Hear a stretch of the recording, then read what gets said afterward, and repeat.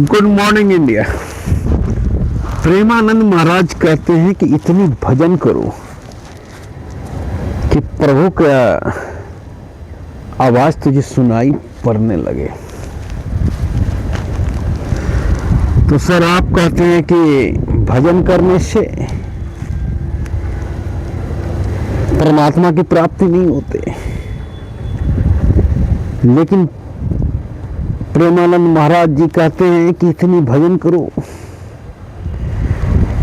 कि प्रभु की आवाज सुनाई होने लगे। तो मैं मानू तो मानू किसका बात।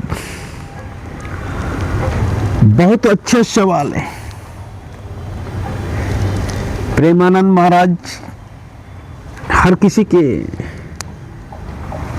चहेते सन्यासी हैं, मेरे भी चहेते सन्यासी हैं। उनका एक भी वाक्य गलत नहीं होता है। आप समझने में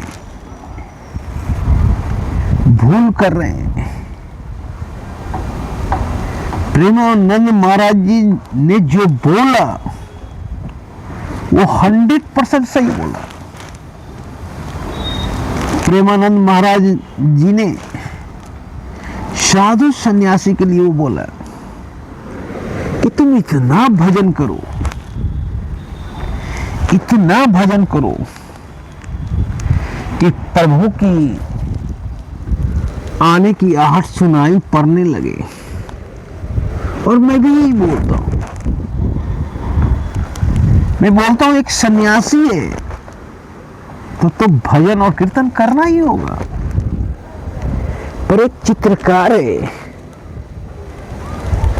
तो उसको कैनवास के साथ साधना करना होगा। उसके लिए वो भजन और कीर्तन हुआ। एक क्रिकेटर है तो बल्ला के साथ साधना करना होगा। एक राइटर है तो अपनी लेखनी के साथ साधना करना होगा। एक राजनेता है तो अपने लीडरशिप के साथ साधना करना होगा। एक थिएटर आर्टिस्ट है, उसे जूझना होगा, दिन रात एक कर देना होगा। मरना यहां, जीना यहां, इसके सिवा जाना नहीं।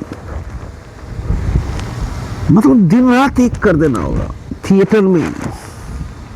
एक कृषक है तो उसे खेती में ही दिन रात एक कर देना होगा।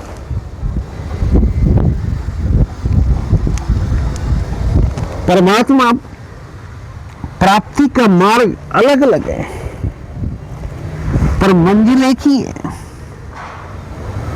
एक सन्यासी का भी मंजिल परमात्मा है, एक कृषक का भी मंजिल परमात्मा है, एक थिएटर आर्टिस्ट का भी मंजिल परमात्मा है, और एक लीडर का भी मंजिल परमात्मा है, एक बिजनेसमैन का भी मंजिल परमात्मा है। रास्ते अलग अलग हैं पर मंजिल एक ही है। तो आपने समझने में फेर किया। न परमानंद महाराज की बात गलत है, न मेरी बात गलत है। महाराज जी कोई ऐसा बात बोल ही नहीं सकते जो गलत हो।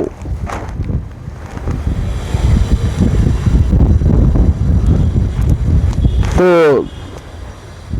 हम दोनों एक ही बात बोल रहे हैं, बशर्ते हम ये बोल रहे हैं कि अगर मैं आर्टिस्ट हूं तो मुझे कैनवास के साथ जूझना होगा। उसी में मुझे परमात्मा का दर्शन होगा। विसेंट को हुआ, पिकासो को हुआ, आर्टिस्ट थे और उसी में परमात्मा का दर्शन हुआ। तो जो आदमी जो है, जिसके लिए प्रभु ने रचना कर डाला है, उसी की अगर साधना करेगी तभी प्रभु तक हम पहुंच सकते हैं। अगर मेरी रचना प्रभु ने क्रिकेट खेलने के लिए किया है और मैं क्रिकेट खेलूं, तो वही क्रिकेट मुझे परमात्मा तक पहुंचाएगा। या मेरी रचना साहित्यकार के रूप में हुई है, तो वही साहित्य मुझे परमात्मा तक पहुंचाएगा। दूसरा कोई उपाय नहीं है, क्योंकि खुद भगवान श्री कृष्ण बोले हैं कुरुक्षेत्र में, हे अर्जुन तुम क्षत्रिय हो, इसीलिए युद्ध करना परम कर्तव्य है। अगर युद्ध में पराजित भी हुए,